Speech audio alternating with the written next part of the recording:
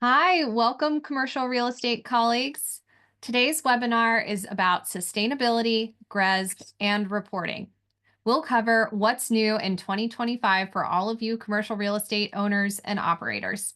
And of course, our webinar is brought to you by KingsleySurveys, a Grace Hill product. If we haven't met yet, my name is Jen Tyndall. I am the VP of Strategic Insights here at Grace Hill. And I am honored to have Brenna Walraven, Executive Strategic Advisor for RE Tech Advisors, here with me today. She is actually on the phone, so she is going to be speaking via the phone call that we have here. So, Brenna, could you please walk us through everything that we're going to cover on today's agenda? You bet. Jen, thanks so much for the opportunity to be here with everyone at Grace Hill, KingsleySurveys, and all of you joining. We may get through technical difficulties because we have resilience. So our topics for today is we're going to talk about kind of market context for sustainability and why there's a growing need for transparency. We're going to provide some clearer definitions around sustainability terms and acronyms. We're going to also touch on kind of the components for an effective sustainability strategy, as well as the benefits for participation in and changes to GRESB. Lastly, we're going to cover engagement pathways and resources. And again, excited to be with you today. Perfect. Well, tell the audience more about you, Brenna, for anyone who hasn't met you yet. Will do. So the main point that I would like to share with everybody is that my background is in institutional real estate and sustainability. Throughout my real estate career, I always use sustainability as one more tool in the toolbox to eke out incrementally better risk-adjusted returns. And so this business case focus is what I'm going to bring today's webinar, as well as to the work we do with our clients. And if you go to the next slide, I just really wanted to quickly touch on who RETech Advisors is. It's a data-driven sustainability advisory firm working primarily in the intersection of real estate data and technology. And we have deep expertise in strategic program development and design, as well as advisory services, and of course, support GRESB submittal.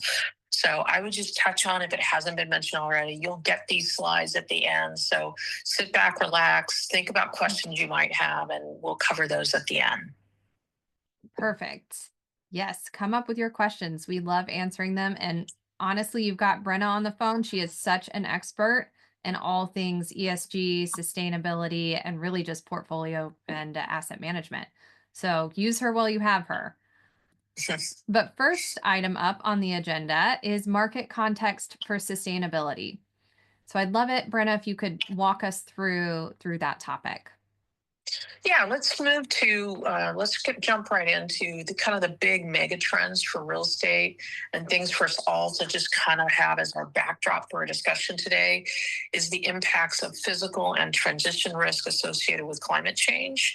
So on this Earth Day, we'll first touch on the physical impacts of climate change, which I think most of us are familiar with either directly or indirectly. Those are things like, major storms, drought, fires, and the like. And really, a mega trend for us is how do we deal with those physical risks? But there are also opportunities associated. But on the transition risk side, it's everything from technology to efficiency and lighting and how we're managing the technology in our buildings and around the performance of those buildings. Increasingly, that means not just data, but quality data and how we're using that data to provide decision useful information for the work that we do.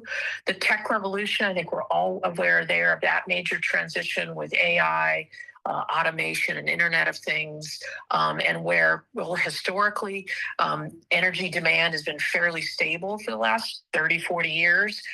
We're seeing 10x demand increases projected in the next 3 to 5 years.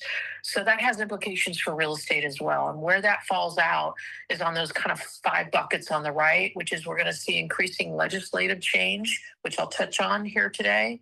We're seeing both tenant demand and investor pressure around these topics. Technology has a huge opportunity to help us, not only in optimizing our properties and our portfolios, but even helping in our decision making methodologies. So all of these have financial impacts, and these are big mega trends that sit as a backdrop for what's happening today with reporting and transparency. And so if we move to that next slide, we'll talk about why are investors caring so much about this topic.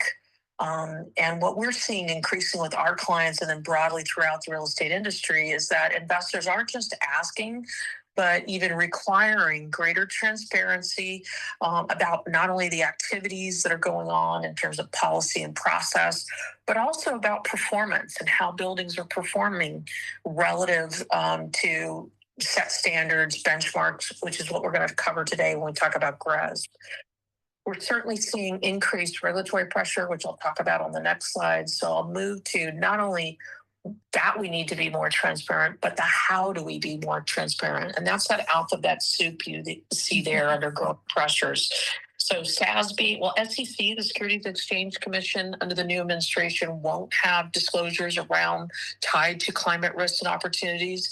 That doesn't mean it's gone forever, but at least for the time being. SASB, the sustainability, boy, I just lost my train of thought on the SASB acronym, so apologies there. It's been a little bit of a start this morning. All good. It's like being fluent in 3-letter acronyms, TLAs, as I used to say. There's so many of them. There's so many of them, but I'll move to the Task Force on Climate-Related Financial Disclosures has now merged with the International Financial Reporting Standards.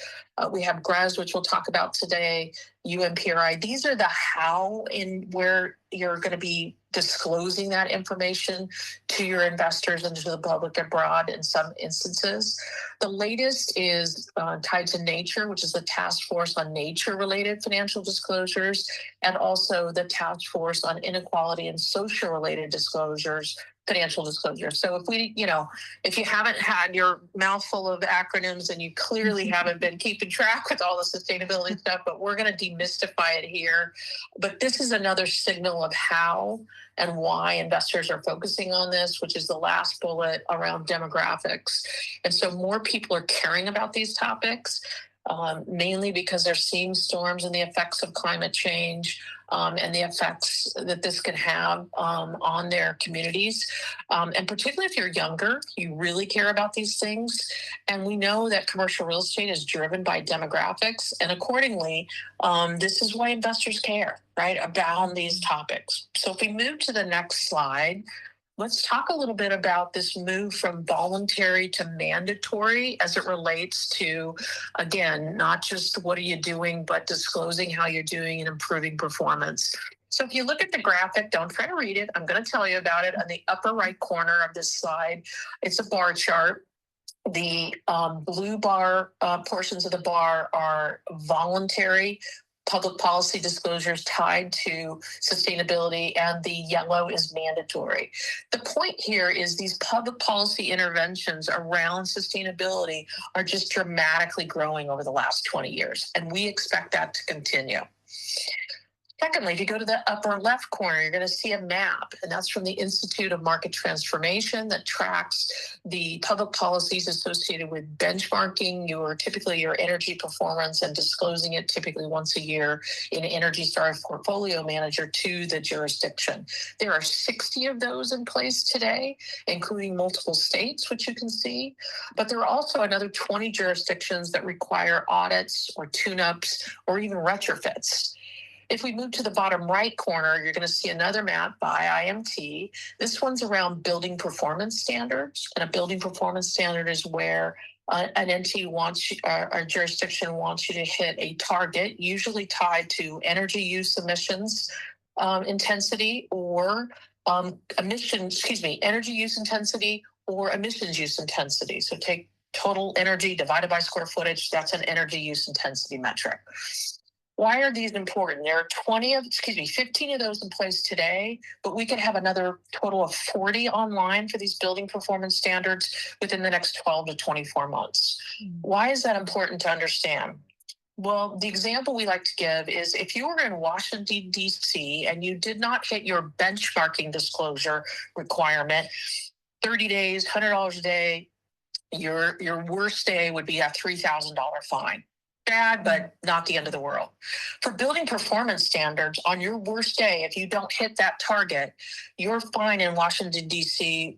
could be $7.5 million. So order of magnitude dramatically different, and really has to have us all paying attention, not just investors, but us as real estate practitioners. Last 2 points that I want to make on this slide is in the bottom left, you see the California state flag. This is the Climate Corporate Data Accountability Act, or the CCDAA, because as I said on the last slide, if you didn't have 100 acronyms in sustainability, you wouldn't be having a good time. What is this legislation about? Well, this came out in 2024, and this legislation requires that firms over $500 million in enterprise value or revenue, and that's to be defined later, so hold on to your hat for that. But you must disclose your climate-related risks and opportunities in alignment with the Task Force on Climate-Related Financial Disclosures. It's a lot, but essentially what the state is saying, you're going to have to tell us about how you're managing climate risks.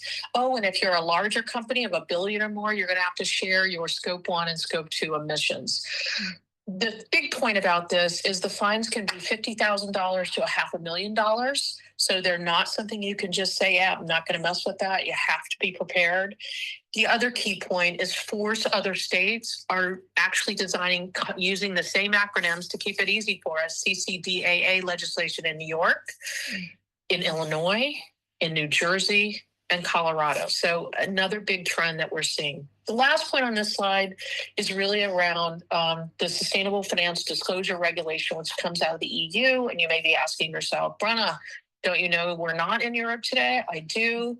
But if your firm or your joint venture partners or investors are getting capital out of Europe, then they are going to need you to align with this FDR regulation, which is, if you're the main point, and there's a lot in it, but the main point that I wanted to make to you all is you have to choose as a fund or an investor. And it may not be you, it may be your investor partner or JV partner that says, I'm either going to be in Article 6, which means I don't have sustainability thesis in my investment for my portfolio or for my company, which is to say likely uninvestable.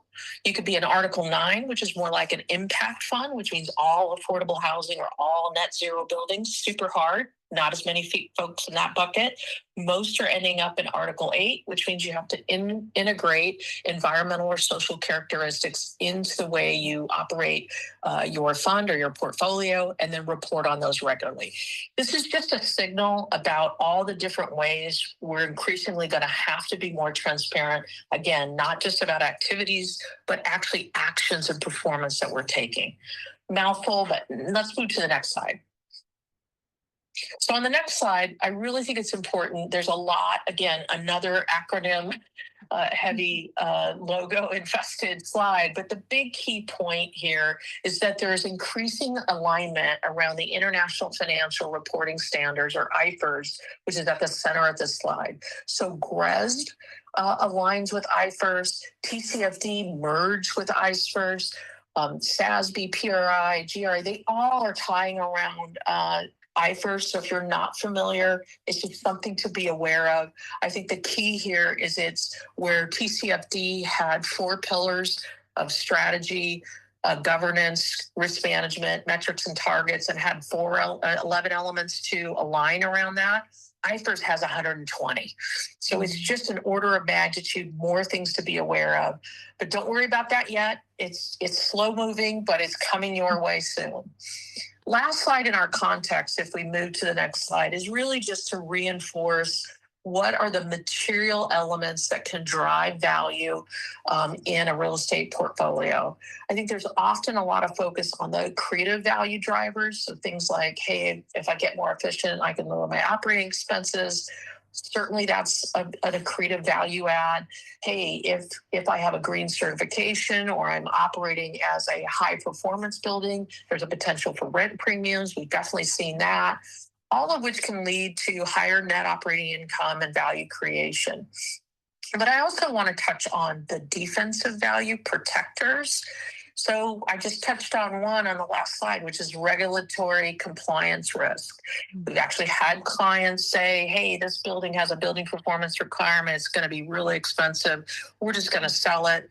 And when they started talking to their usual buyers, those buyers all said, hey, I know that property is in a building performance jurisdiction. We know there's going to need to have a lot of capital. So you're going to take a haircut for us to get our arms around it. Well, that's something that we can mitigate and manage using sustainability as one more tool. Also, things like climate risk, which we talked on, even insurance premium risk. We're increasingly seeing that there's an opportunity to use good management around climate resilience risk as a way to lower your insurance costs. The point here is that sustainability can be a material impact to driving value, but also protecting value. So with that, let's move to the next slide. Perfect. Thank you for that, Brenna. And here I want to switch gears a little bit because if anyone has kept up with the news lately, I'm sure that they've seen ESG in it a lot. And the definitions for sustainability and ESG are certainly changing as a result. So, Brenna, could you talk us through and just give us clearer definitions of what sustainability and ESG mean today? Absolutely. And you're absolutely right. It's coming up a lot. And so on this slide that you see here, we have environmental, social, and corporate governance are all make up or part of sustainability. I not only want to just touch on the activity, but most importantly, I want to again draw your eyes to the concept that we see happening every day for our clients. And in my 30 plus years in real estate, is that these efforts can have a potential impact on the financial performance of an asset and portfolio. So let's touch on a couple. So on environmental, I think we know what the activity would be. We're going to have resource management and pollution prevention. We're going to try to work on efficiency and improve performance because that will reduce our potential reporting and disclosure risk and compliance risks. The financial benefit there, though, is if we can lower operating costs, we can again improve net operating income and asset value, but we also can reduce the risk of those regulatory and related compliance fines and related. So there is a direct correlation there to a financial impact. Corporate governance, I think most people know what that is, and that usually comes down around policy and process and having board accountability, and if you're publicly held, having shareholder rights. But ultimately, if you think about it from financial performance standpoint, this is really around aligning interests between investors or shareholders and the management of the company. And really the goal is to avoid, financial surprises or blow-ups or black swans, as they're often referred to. And we do this because there's policy, process, and alignment of interest to reduce those risks. So huge financial benefit, and often one of the most important things investors look for. Lastly, on social, a lot to cover here. I really just wanted to touch on two key things. One is if we think about diversity and inclusion, which I know is a lot of headlines for a lot of different reasons. But really, when you think about it, it's really about having diversity of thought and to improve decision making. And so we know that if we have diverse perspectives, we're ultimately going to likely make better decisions. And that's actually been proven in study after study. The point for today's discussion is that when you think about social, what we really want you to think about is engagement. So that's engagement with your employees. That's engagement with your tenants or residents. That's engagement with your investors, and ultimately with engagement with the communities in which you live, work, and play. So it's a broader definition, and these impacts not only, again, affect the environment and affect well-being and certainly reduce risk, but they also have potential financial benefits for an asset as well as a company and portfolio. Perfect. Thank you so much for that, Brenna. And this is such a helpful snapshot and definition. If any of you are speaking about ESG within your organization, I highly recommend whenever we send these slides out after the call that you save this down and you use this to guide your conversations because as Brenna said, ESG is about a lot more than what we have stereotyped it to be over the last decade or so. So thank you again for preparing this, Brenna. And I did want to switch gears a little bit because now we know what the ESG components are. How do we build a strategy around all of these things? I mean, this is a lot to cover. So can you give us best practices on ESG strategies? No, absolutely. And I think the good news is these are fundamentally things that make sense, again, not only for the environment and for our communities, but also for the bottom line. Because we know as real estate investors, owners, and operators that our core function is really to add value, create value. But we also need to do that in a way where we're reducing risk. So again, if we look at the key components for an effective strategy, first and foremost, it's understanding the goals of the organization. And sometimes that's not just the organization, but it's also for each individual asset. What's the business plan or goals of that asset? Or what's the goals and motivations for a fund if the asset or portfolio is part of a fund? Know what those goals are. And then you want to map the material risks and opportunities. So I laid out what some of those would be a couple slides ago. So use that as a guide as, hey, can it help me increase rent? Can it help me lower operating costs? Oh, can it help me meet compliance obligations? Those are big material risks and opportunities that we need to map out and then build a plan around that. We do a plan for just about everything we do. We have a plan when we buy an asset or portfolio. We have a business plan for that. We have a plan for our budget or capital plan for a property each year, typically. Same kind of thing here. You want to have a plan for what are the 3 goals or 5 goals I want to accomplish over the next 12 to 24 months. And then you need to engage with that plan around internal stakeholders first, and then ultimately likely external stakeholders, most notably like your investors. What do they think about your plans and goals? In my experience, if you do those 4 steps, your investors are going to lean in. You're going to get people on your team and leadership leaning in and say, okay, we have a good path forward. It makes sense both, again, from a sustainability perspective, but also from a financial perspective. But lastly, on this slide, I just want to connect the dots. So if we get more efficient and we reduce our use of energy and reduce waste, that's going to not only save us on our OPEX, but it's going to also make the property more competitive. We also know that when you better control the use of resources like energy, for example, you often get better performing asset, which means you're better able to control temperatures. All of those lead to more satisfied, happy tenants and residents. And when you're able to do that, your retention is better, which means less downtime for releasing, which means increased revenue, but with also the benefit of lower operating costs, all of which drives higher net operating income. And that's what drives value. The higher the NOI, the better the asset value. And while you're doing those things, you're doing so with less overall risk. So they are connected. We just have to think about them that way and have a plan to get there. Got it. Thank you. That was helpful too. And I got to bring it back to that alphabet soup that we were talking about earlier, because we covered so many different organizations and their reporting around sustainability, but one in particular, GRESB, I know you do a lot of work with clients on. So could you talk a little bit more about the benefits of GRESB and how GRESB fits into your overall sustainability strategies? Yeah, excellent. Thanks for teeing that up. Is GRESB, if we move into that slide, just to show you a little bit quickly on the growth of GRESB, and there's a reason for that. Because investors are seeing that there's an opportunity to get better insights, again, not just on policy and process, but actual performance of portfolios or investment vehicles that they're investing in. In fact, we've had a client, it was interesting, I was talking to a pension advisor that works with a lot of different vehicles. They were showing me how they were using GRESB to identify investment managers that they would want to invest with on behalf of these pensions. And I saw a new client on the non-investable list. They weren't showing me that for that. They were just showing me how they were using GRESB. And it was a stunning reminder that you may not know you're not on the list, but being aware of how you can not only report to, but improve in GRESB could be the make or break of a new investor or the growth with your existing investor base. And just is why you're seeing almost a threefold increase in a little over a decade within GRESB.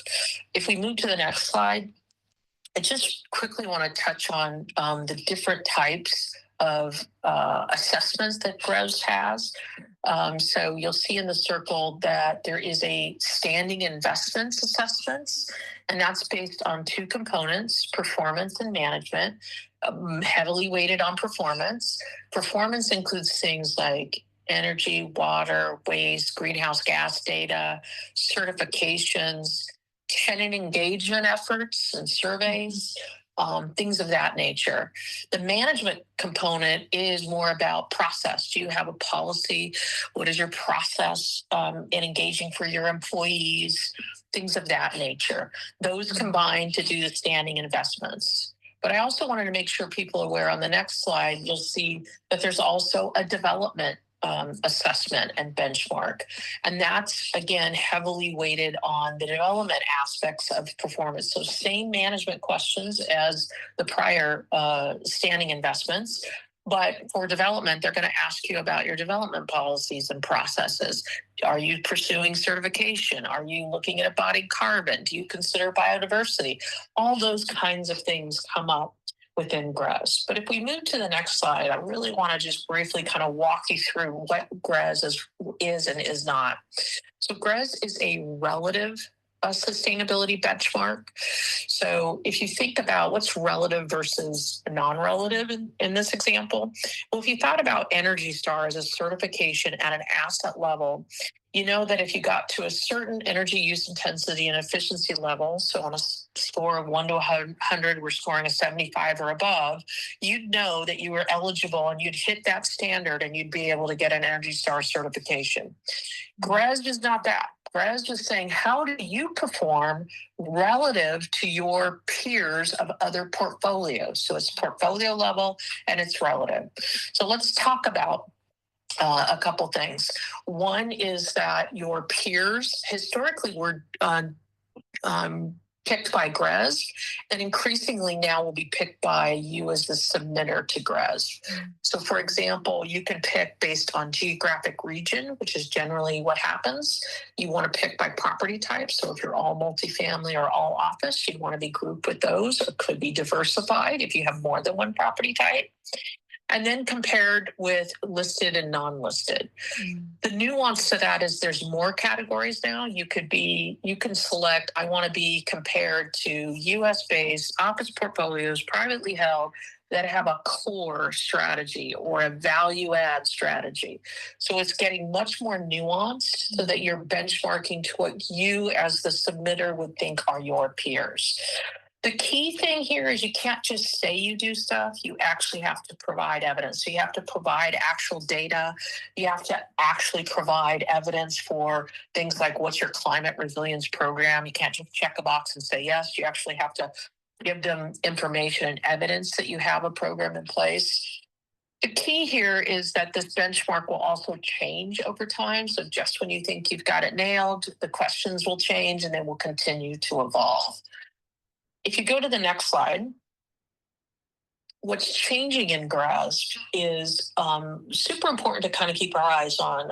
One is the energy efficient scoring methodology, which is definitely, a little bit of a black box. It's their proprietary means of how they're evaluating buildings, is going to acknowledge that there are top super efficient or low energy use intensity buildings that should get more scoring than just improving this year versus last year. So it's going to be more focused on getting to really low energy use intensity or emissions use intensity, those topics, to max out scoring.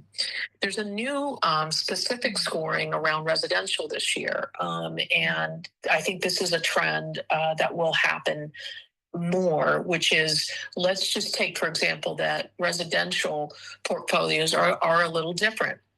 So, for example, there's a question in GRESB that asks you, do you have a tenant improvement guide? Well, for residential, that's really not how it would work. So GRESB is kind of looking and acknowledging that there are nuances. And for this year, it'll be voluntary that you will get this second report or scoring tied to being a residential portfolio. And that definition is if more than 75% of your gross asset value is in multifamily, you'll get opted into this residential scoring based on the stuff that you already submit to GRESB. So watch for that. DEI has been changed to human capital. I'll just quickly note that that's a trend we're seeing as clients are moving from ESG to sustainability. They're moving from DEI to human capital, engagement, inclusive talent, some of those names. Back to the unscored topics that are new. There's going to be more around renewable energy. There's going to be more on embodied carbon, and there's going to be more on biodiversity. And like is typical with GRESB, they'll test drive it. They'll give you that question without scoring, and then it'll get scored in future years. So in coming years, we're going to see more on certification, this sector specificity, which is the residential topic that I was mentioning, decarbonization for sure, embodied carbon, biodiversity, and physical climate risk, as well as, I guess we would call it human capital, but the DEI topic will continue to get prioritized. Last point is they're going to reevaluate every green building certification to make sure should they get full points, partial points, or should they not get recognized by GRESB at all. It won't take effect this year or next year, but it'll take effect in 2027. So I wanted to give a signal on that. And so if we move to the next slide, you'll just get a quick summary on scoring. You'll get this slide after, so I don't want to belabor the point, but you can see where GRESB is going to emphasize climate risks and opportunities. It's going to emphasize net zero, but it is going to still emphasize human capital. So that's where we're going to see the shifting. With that, if you just move to the next slide, really, why should we care, right? I know this feels a little overwhelming, a lot going on, a lot of acronyms. But the reason we should care is because increasingly the investors in the marketplace do. And we don't expect that to change given some of the public policy changes that we've been talking about, regulatory front, et cetera. So this is just something to keep it in the back of our mind of why this is important is because increasingly we're going to get asked about it. Right, absolutely. Yeah, there's a lot of logos on this slide and a lot of people care about ESG still. So I did want to talk just quickly about engagement pathways. So could you spend just a few minutes talking about how users are engaging with GRESB data? Yeah, this is great. I think I mentioned the one client who was kind of off the list. They are now firmly on the list, which is great to see. But I wanted to first briefly touch about this survey that was here that's impossible to read. I just really wanted to make a point that GRESB did a survey a couple years ago, and they were surveying their investor members of GRESB, not really the submitters, but those that are paid members that want to see this data and look at it. And 75% of those investor members reported that they actively engage with their managers to request participation in GRESB. And a full third of those investor members said that they required GRESB participation, which we thought was kind of interesting. And that's a trend that we are seeing increasingly required participation in GRESB. And 2/3 of the surveyed investor members use GRESB results and benchmarks, again, as an engagement tool. And 50% say they use the data that comes out of GRESB for their own portfolio analysis. So it's just saying GRESB is getting used more and more, and how they're going to engage with their investor partners and managers will increasingly be using the data points. Why did your score go down? Why aren't you improving in performance categories, et cetera? The last point before I turn it back over to you, Jen, is just to say that internal stakeholders and external stakeholders both benefit from face-to-face connection. We learned that in COVID, that boy, do we want to get together and see people and connect on a human level. But it's also super important to understand that we also need to have objective measurement tools and follow-up mechanisms to really understand feedback and input that we're getting from our clients and customers. That's right. Yes, I couldn't agree more on the importance of data. And as many of you who have seen me present before are probably not surprised that I had to show some data at some point in this webinar. So you can see right here, this is pulled from our Kingsley Surveys tenant satisfaction data over the last 2 years. And what we are helping you to do is to figure out what sustainability areas to prioritize and emphasize based off of not only what your tenants want. As you can see, we have quadrants here for high priority. So these are the items that tenants are saying they really want to see in their properties as it relates to sustainability. And then we have two of these quadrants identified as high cost and low cost. So you can see that tenants really want recycling, energy efficiency, and water efficiency. And water's on the line, but definitely recycling and energy efficiency. These are low cost, high priority areas as it relates to sustainability. So I highly recommend you guys do your own tenant survey. This is aggregated data across all of Kingsley Survey. So it is useful from a directional standpoint, but this will differ depending on your specific property in terms of what tenants are prioritizing for sustainability. But just giving you some direction and guidance as to what to focus on. And again, as Brenna mentioned, tenants who are more satisfied with their sustainability initiatives are also more likely to renew. So this can have huge dollar impacts on your properties and your portfolio. And with that, just wanted to remind you all quickly that GRESB does require a report. A document shows that surveys were completed by a third party, that they show the response rate, and that they include metrics for key questions like overall satisfaction and net promoter score. Surprise, surprise, Kingsley Surveys does that for you all. So we'll talk a little bit more about Grace Hill and Kingsley Surveys later. And we have several announcements that I cannot wait to share with you guys. I've been like sitting on my hands for this as well. But before we get to that, oh, excuse me, I was skipping ahead to Q&A. So let me quickly talk about Kingsley Surveys. If you're not familiar with us and what all we offer. So we offer tenant satisfaction surveys, as you probably intuited by our call so far. You may not realize that we also offer resident satisfaction surveys, as well as client and investor surveys and employee engagement surveys. So for that human capital category, if you're using us for tenant satisfaction, you can also use Kingsley Surveys for employee engagement and human capital points as well as it relates to GRESB. And what else do we cover on that tenant satisfaction survey? We cover so many things, as you can see the categories here. And folks use our surveys not just for sustainability. Really, they're looking at space needs. They want to know if their tenants are going to want more space or less space or the same amount of space. And are they planning on renewing? These are very helpful leading indicators that can again save you money in the long run so that you can plan ahead to backfill, or hopefully if your tenant says that they're not intending to renew, you can look at their feedback in the areas that maybe they're not as happy with and see if you can make adjustments come renewal time. So some of those areas might be with the amenities, it could be janitorial or maintenance related, it could be related to property features, or as we've talked about a lot on the call today, sustainability initiatives. One reason that many of you all sign up for Kingsley Surveys tenant satisfaction surveys is the Kingsley Index. This is the most comprehensive commercial real estate benchmark in all of North America.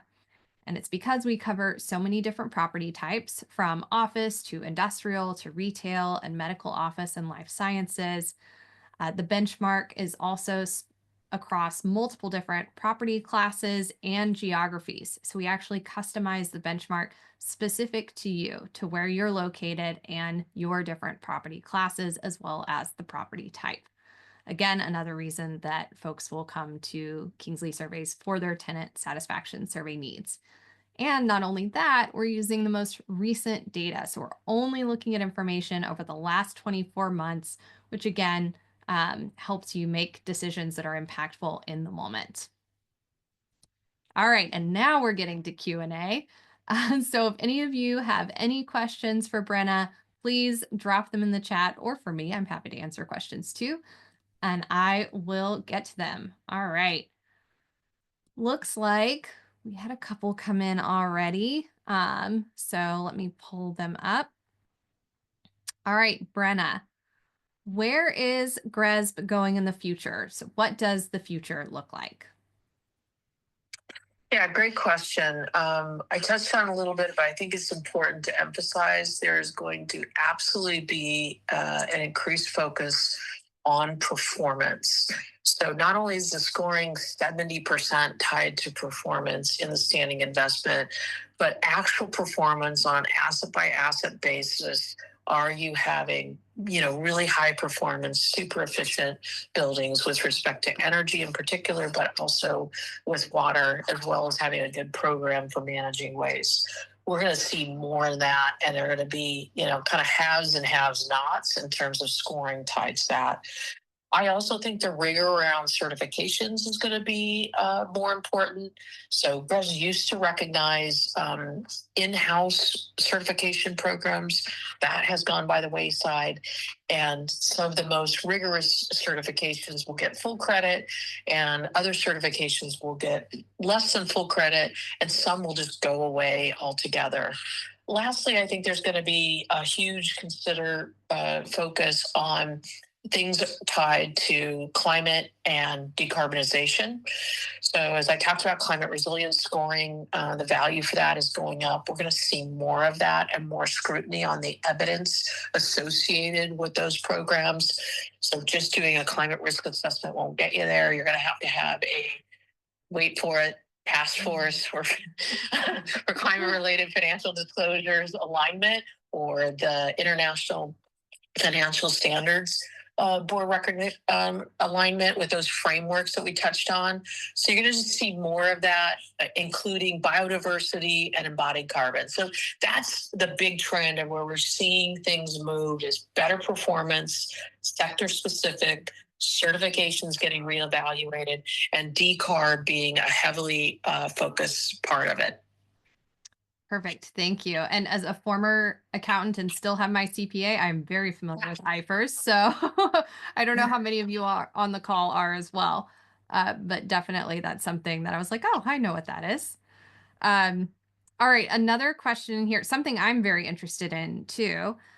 Given the current geopolitical environment, what are you seeing with ESG and sustainability? Yeah, another great question. So I think obviously there's been a lot in the press over the last several months. A lot of executive orders coming out of the new administration. But I think here's the key thing that we're seeing from our clients and more broadly in the industry is that we may change what we call things, or the vernacular may change, but the work really is continuing. So what do I mean by that? So we may not call ourselves the head of ESG. We're now the head of sustainability, but we still have a head of sustainability, and we're still doing a lot of stuff around sustainability. So we're increasingly seeing folks not wanting to be, kind of at the ire of an outrage or a Facebook post or anything along those lines. They're really just saying, as fiduciaries, we have an obligation to run our properties and portfolios in a way that saves money, reduces risk. And so ergo, especially given the compliance requirements, investor demands, we have to do these things. We just may call them different things.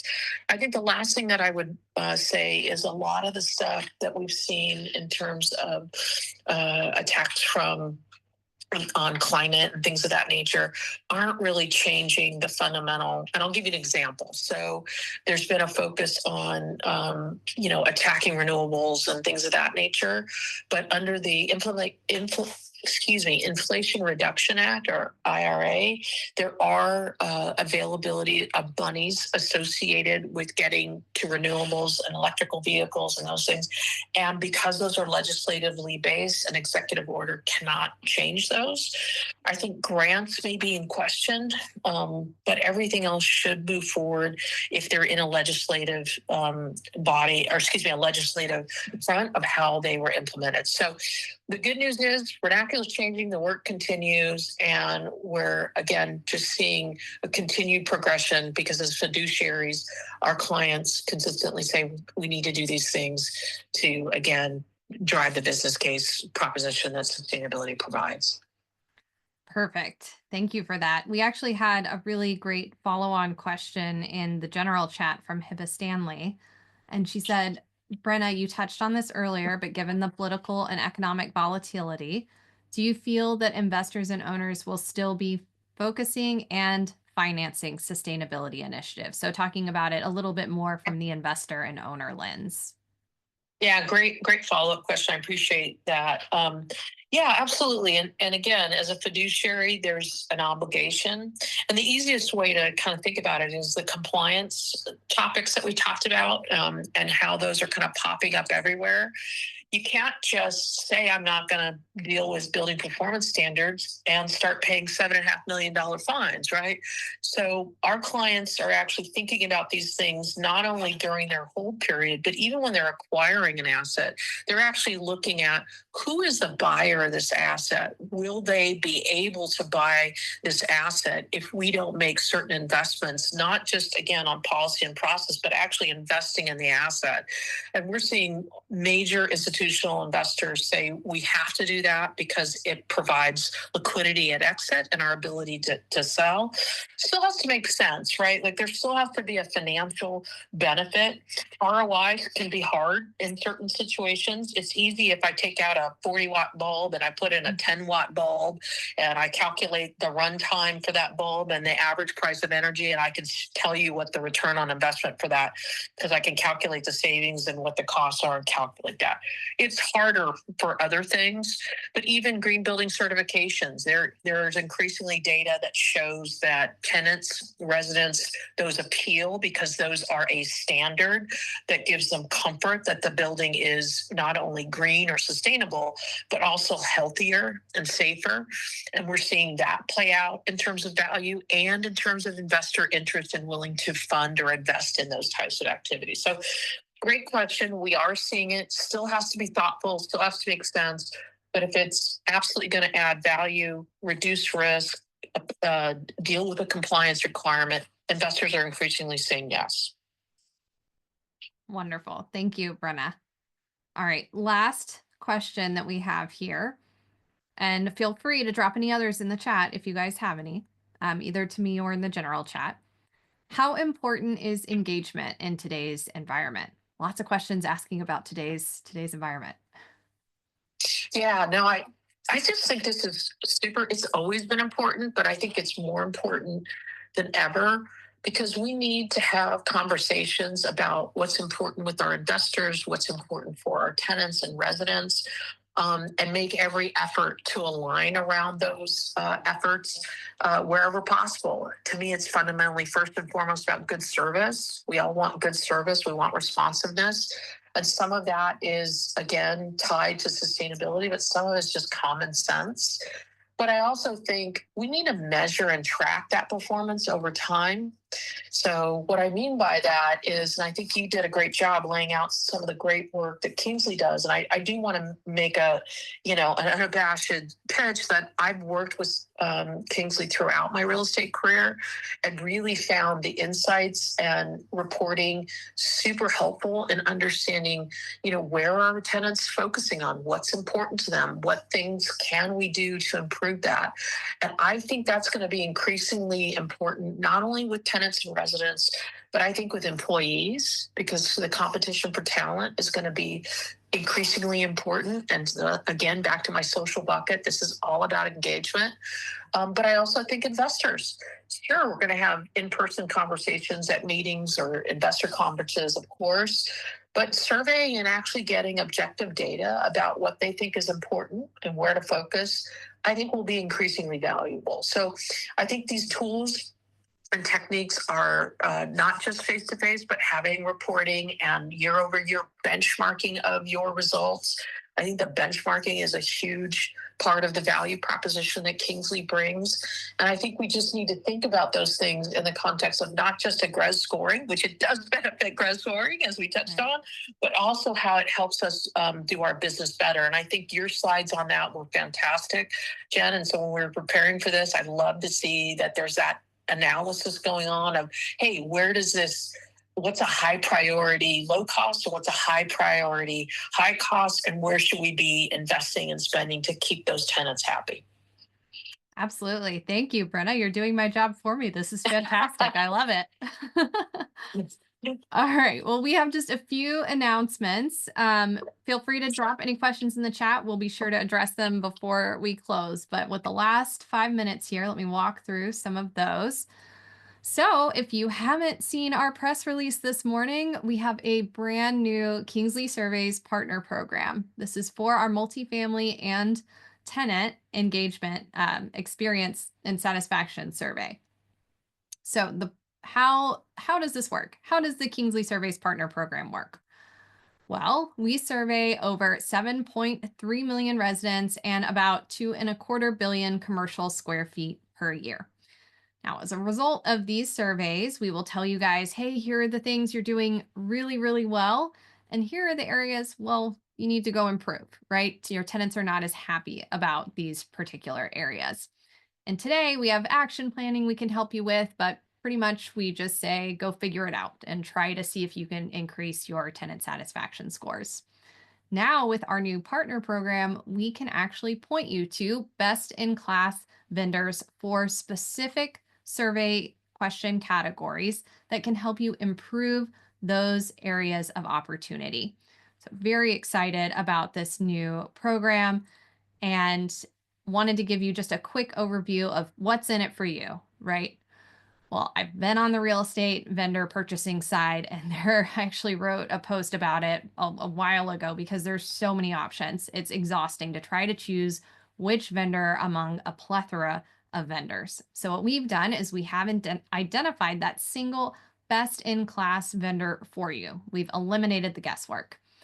And the idea is that if you work with these vendors to improve those survey question categories, your tenant satisfaction scores will increase.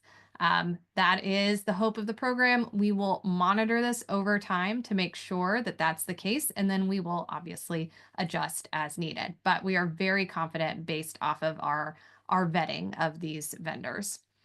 And last but not least, there are exclusive partner perks. So for the vendors that I'll show you here in a minute, be sure to reach out to them and ask them what perks they offer for KingsleySurveys or Grace Hill having referred you. So here are our founding partners. Again, this is a brand new program. We have 4 founding partners, but this is going to grow. I'm telling you, we've got a whole bunch right now in the hopper for the tenant satisfaction survey, a lot more than multifamily actually. But for the founding partners, the one that serves the tenant satisfaction survey is Minnow. And I am beyond excited to tell you about Minnow because they solve the #1 request by tenants, and that is more food options. And Minnow does that by providing what are essentially like Amazon package delivery lockers at your property. So it helps you have those Uber Eats or those DoorDash or whatever it may be deliveries so much smoother so that your tenants can enjoy whatever food that they want to enjoy. We also partnered with Zark, Gatewise, and Fetch on the multifamily side. So feel free to DM, ask us about the partner program if you have any questions. And again, we are very much expecting that to grow. All right, our Grace Hill Performance Summit is coming up October 13th through the 16th. Get out those phones, scan that QR code, register now because prices do go up after the end of May. It's $549 right now. It's located in Fort Worth, Texas. This is our annual performance summit. We are relaunching it. The last time we did it was before COVID, so I've actually never been. I am so excited. Well, what do you get out of it? You get to network with other Grace Hill customers, learn about best practices and what they're doing. And we will have special tracks throughout the session talking about our different products and new announcements related to those products or best use cases for those products. So, can't wait to see you there. Scan that QR code now, real quick, before I'm about to switch the slides. All right. And if you joined today's webinar, which obviously most of you all here did, for any of those who are on the recording, sorry to say you're not entered, but for those of you who are here, you did get entered to win a $10,000 prize, which is a communications coaching session with the incredible Sue Geyer.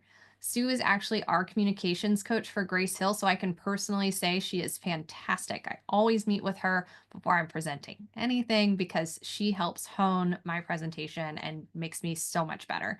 So I'm very excited for you all to have the opportunity to work with Sue. Winners will be announced, or a winner will be announced later this summer.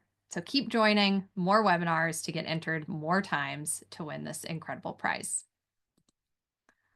All right, and we have our next customer update webinar. So if you haven't attended these, this is where we talk about updates to our products and what all is coming soon. So if you joined the last one, you would have seen that we talked about the KingsleySurveys partner program and dropped a few hints.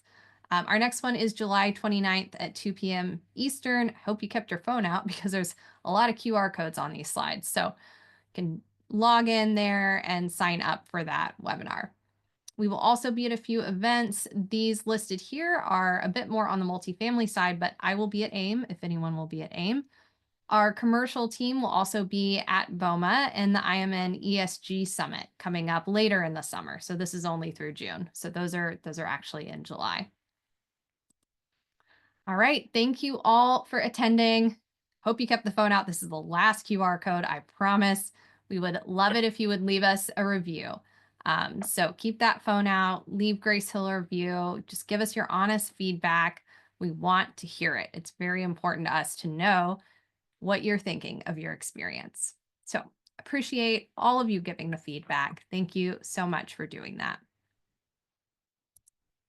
And thank you again for attending today's webinar. Brenna, really appreciated all of the incredible insights that you provided today. So thank you for being here with us.